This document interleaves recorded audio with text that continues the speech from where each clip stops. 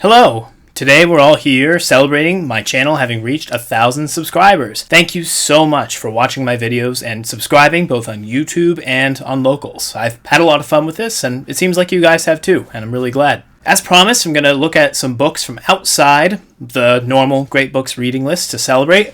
The winners were, not in order, but Circe and Socrates Meets Jesus by Peter Kreeft, and my mail is in it. So, yeah, we're going to do Circe first today, and Socrates will follow within a week or so. Hope you enjoy my thoughts on the book.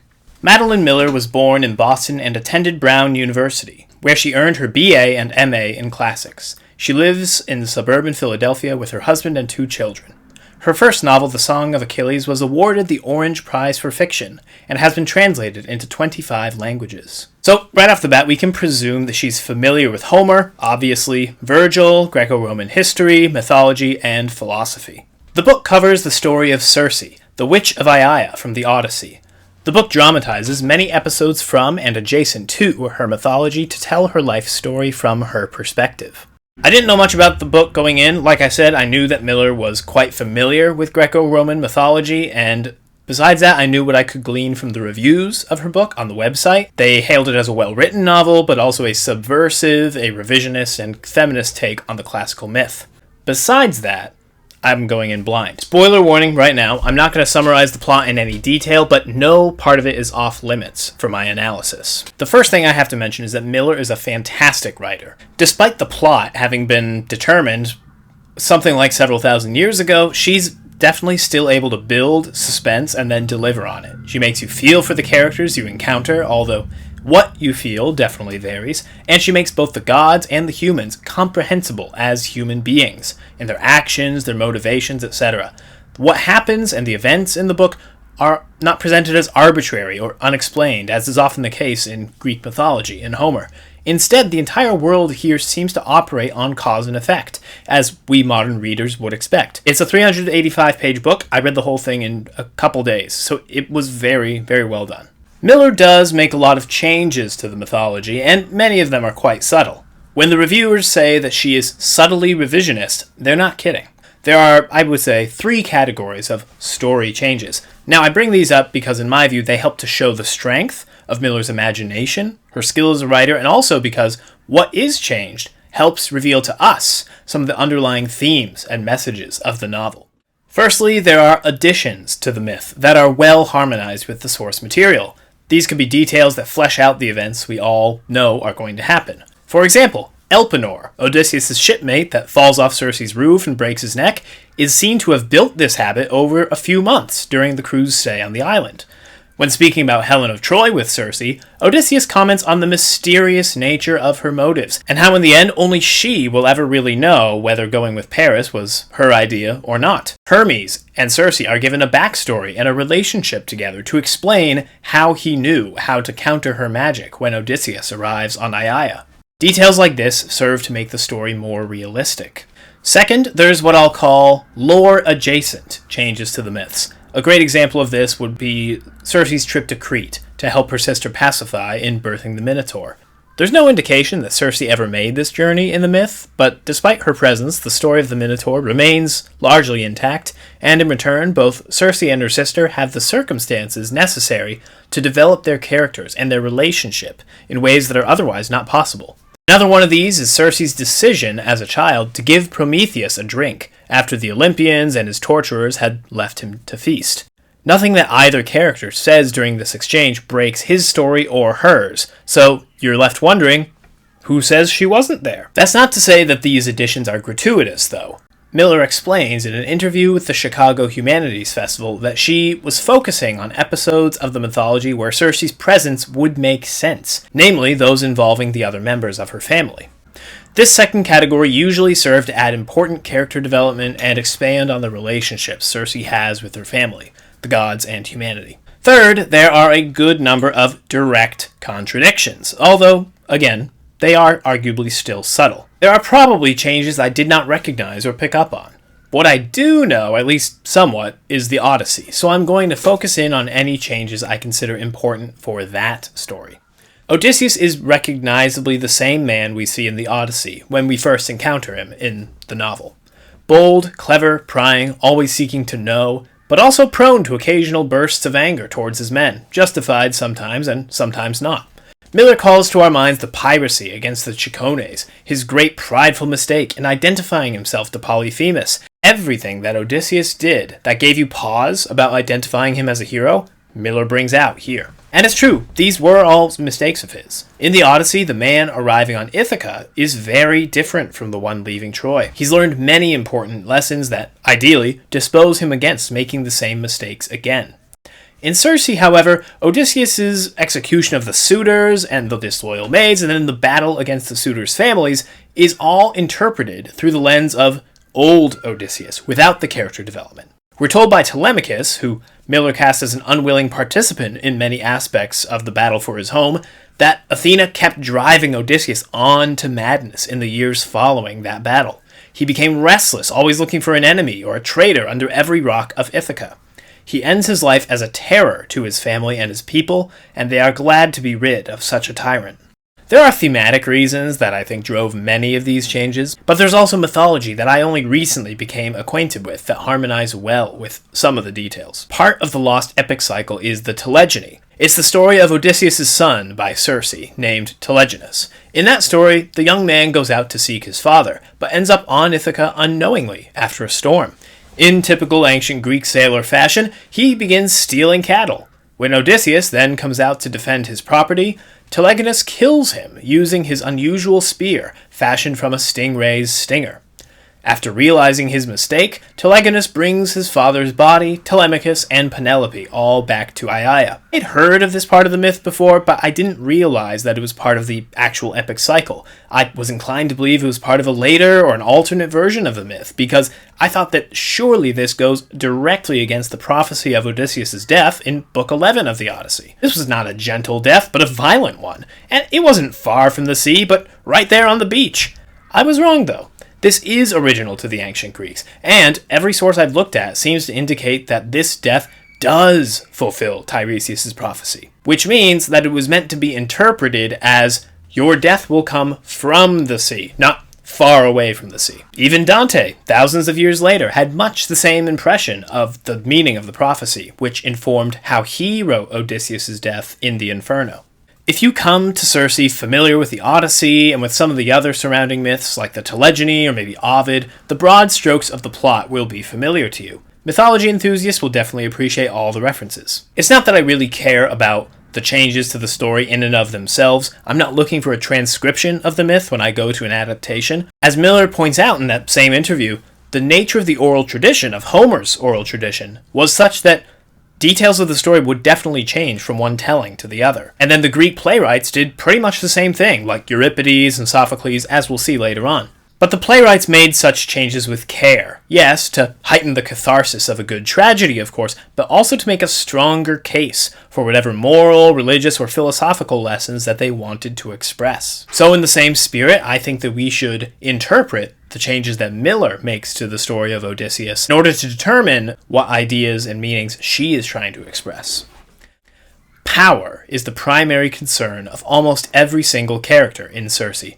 I was struck by just how many lines of dialogue, inner monologue, or actions taken by many characters introduced seem to be all about finding, preserving, growing, containing, or fearing power. You can see this throughout Circe's childhood, as it determines who the various members of her family dote on, listen to, respect, fear, and why. It stands out the most starkly, to me, in scenarios where I would expect it not to be even a consideration, within what ought to be loving familial relations. Circe's mother revels in bearing children for Helios due to the prestige that it earns her amongst the gods. Helios spurns Circe, first because she's not beautiful enough to be married off in an alliance, a means to give him more power, and the rest of her family does so because of her apparent lack of godlike powers. In addition, observe this sequence from the midst of Circe and Hermes' relationship. "Will you bear my child?" he asked me. I laughed at him. No, never and never. He was not hurt. He asked only for curiosity's sake, because it was his nature to press others for their weaknesses. He wanted to see how moonish I was over him. Power is the principle that revises the Minotaur myth as well. Circe psychoanalyzes her sister Pasiphae's infamous coupling and offspring. I had dismissed her coupling with the bull as some perverse whim, but she was not ruled by appetites. She ruled with them instead. She had cried out that the monster must live. Why? Not love. Pasiphae had married Minos. Since then, one of her brothers had learned to raise the dead, the other to tame dragons, and her sister had transformed Scylla. No one spoke of Pasiphae anymore. Now, at a stroke, she made her fading star shine again. All the world would tell the story of the Queen of Crete, maker and mother of the great flesh-eating bull. And the gods would do nothing. Think of all the prayers they would get. I don't really need a ton of examples to prove that power is a huge focus of this because it's made explicit just a few pages later. This is Pasiphae speaking. Let me tell you a truth about Helios and all the rest. They do not care if you are good. They barely care if you are wicked. The only thing that makes them listen is power. It is not enough to be an uncle's favorite, to please some god in his bed. It is not enough even to be beautiful. For when you go to them and kneel and say, I have been good, will you help me? They wrinkle their brows. Oh, sweetheart, it cannot be done. Oh, darling, you must learn to live with it. And have you asked Helios? You know I do nothing without his word. They take what they want, and in return they give you your own shackles. Circe, too, is concerned with power, sometimes in the way that one is concerned with their craft, or work in the case of her witchcraft, but it shows herself in her interactions with others as well, especially with her son. When he is born, she says, Your father said once that he wanted more children, but that is not why you live. You are for me. Later, when Telegonus tries to leave the island, she uses her power to threaten him. If you are too stupid to save your own life, then I will do it for you. My spells will do it. You would not even know what you missed. You would never think of leaving again. He took a step backwards. No, I will not drink your wine. I will not touch anything you give me. I could taste the venom in my mouth. It was a pleasure to see him frightened at last. You think that will stop me? You have never understood how strong I am. And, to end her exile at the close of the novel, she calls to her father, Helios, and blackmails him. Power is most certainly a major theme. But why? On the one hand, that's exactly how Homer's Olympian gods view and interact with the world. This is perfectly in character for them, and Miller has captured them well.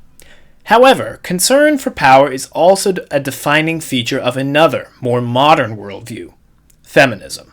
I don't know if Miller would consider herself a feminist. She doesn't really use that word in any of the interviews that I've seen, but she does cover a lot of the same topics, and as I mentioned, a lot of the critics seem to be convinced that this is a driving feature of her story. So the least I could do is at least try to interpret the novel in that light and see if the shoe fits. There are many ways to define power within feminism, according to Amy Allen's published work on the subject, but you can see them all in Circe.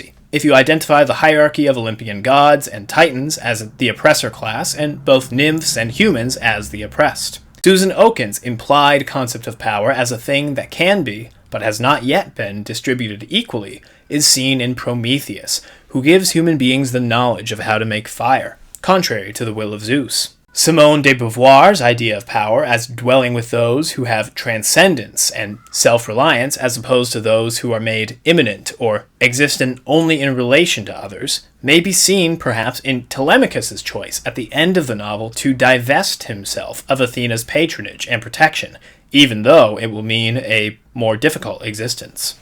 Radical feminists' definitions of power as domination within a dyadic pair, such as that found in the work of McKinnon or Fry, is a little harder to find in Circe.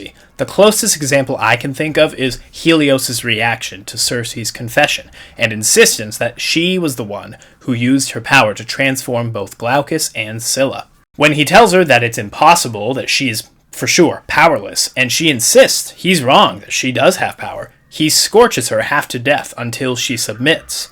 When, later, she's revealed to be correct, he offers no apology, but exiles her for what she earlier had admitted to have done. No, you have no power, and if you do, you're punished for using it. This next one will make your jaw hit the floor, though. Jean Baker Miller, following the idea of power in terms of empowerment, rejects the definition of power as domination. Instead, she defines it as the capacity to produce a change. That is, to move anything from point A or state A to point B or state B. Think of Circe's powers and what she's known for using them for. From this perspective, it's easy to see why, at the end of the novel, when Circe seeks to turn herself into a human, the life that she envisions is mortal, but she will still, in that life, have her witchcraft. It breaks her association with the oppressive gods while allowing her to keep her power.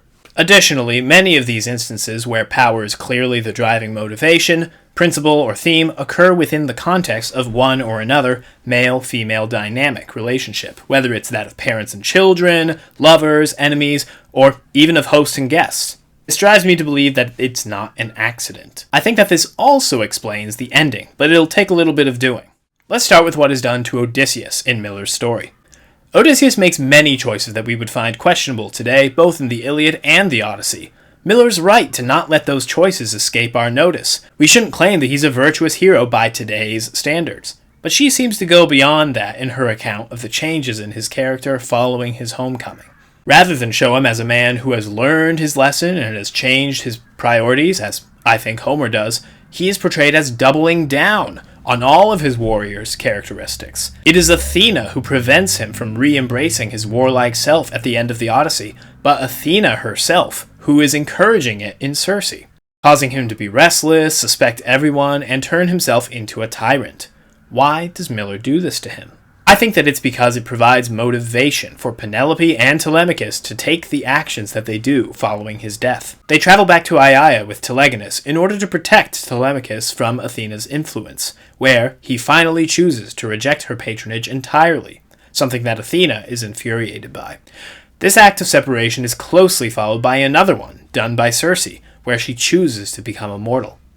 In that same paper I mentioned from Amy Allen, she quotes Madeline Fry as writing that all feminism that is worth the name entails some form of separatism. She also suggests that this is the real reason that men get so upset by acts of separatism. If you are doing something that is strictly forbidden by the patriarchs, you must be doing something right. Remember what I said about how in Circe, the Olympians can be seen as analogous to the oppressors or the patriarchy? The shoe seems to fit. The worldview of both modern feminism and ancient Greece, as concerning the gods at least, is equally captured in the novel. This is a surprising but close-fitting match that, to me, explains much of the plot, the choice of themes, and the messages of the novel. What message is being sent then? Miller says that her goal is to bring female voices from Greek mythology to the fore, as well as other characters that don't get much attention. But is this simply done for its own sake? For the sake of fairness? Maybe. In the context of Circe and the Odyssey, though, I have another idea, which has to do with the other theme of this book. This other theme that I'm not going to get nearly as far into is that of whitewashing and or glorifying the past, and whether that's justified or not. When Circe tells Telegonus stories of his father, she finds herself changing the details to make him seem like a better man than he is. Of course, this false picture of who Odysseus is shattered brutally before long, and I think Miller would most certainly agree that this ought to be seen as a commentary on how we ourselves read the classics, that we should avoid the temptation to ignore the evil committed by those called heroes. You could say that she went a little too far in making that point in Circe. There's certainly an argument for that. My own view follows Socrates' example. In the Apology, he cites Achilles' courage and decisiveness in staying his course of action despite danger and despite difficulties once he's committed that it is the best choice. Socrates would not have agreed with Achilles on just about anything else that he had done in his life, but he is able to separate the wheat from the chaff and emulate the part of him that should be emulated. I think that we can be honest about our heroes' failings while still extolling their virtues. And we might understand the perspectives of those who came before us in the process. It isn't necessary to demonize a character beyond what they'd actually done, seemingly for the purpose of justifying other characters wanting to be rid of them. I think there are more themes than this, of course. You can definitely read into it more than that and find other things too, but these are the ones that I found most intriguing, so that's what I'm going to talk about. Thanks so much for watching. Part 2 of our 1,000 subscriber celebration, Socrates Meets Jesus, is coming soon.